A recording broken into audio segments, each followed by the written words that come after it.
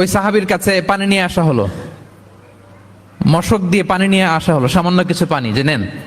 তো উনি যখন পানি খাবেন দেখতে পেলেন যে পাশে আরেক ভাই চিৎকার করে পানি পানি, এক ফোঁটা পানি দাও, চিৎকার করছে। ওই সাহাবী বলতেছেন আমার দরকার নেই, আমার ভাইকে নিয়ে আগে দাও, আমি পরে খাবো। আল্লাহ। ওই দ্বিতীয় সাহাবীর কাছে যাওয়া হলো এই মশক নিয়ে, যে আপনি একটু পানি খেয়ে তার হৃদয়টাকে শান্ত করেন, ঠান্ডা করেন। তিনি যখন পানি মুখে নিতে যাবেন, পাশে আরেক ভাই চিৎকার করছে পানি পানি, এক ফোঁটা পানি দাও। ওই সাহাবী বললেন আমাকে না, আমার ভাইকে দাও, আমার আগে আমার ভাইকে দাও। ওই সাহাবার কাছে নিয়ে যাওয়া হলো যে আপনি আগে খান। ওই সাহাবীর কাছে পানির মশক নিয়ে যেতে যেতেই উনি শহীদ হয়ে গেলেন। আবার মশক নিয়ে দ্বিতীয় সাহাবীর কাছে আসতে না আসতে দ্বিতীয় সাহাবীও শহীদ হয়ে গেলেন।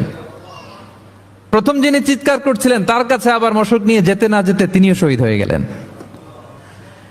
সুবহানাল্লাহ পড়বেন না?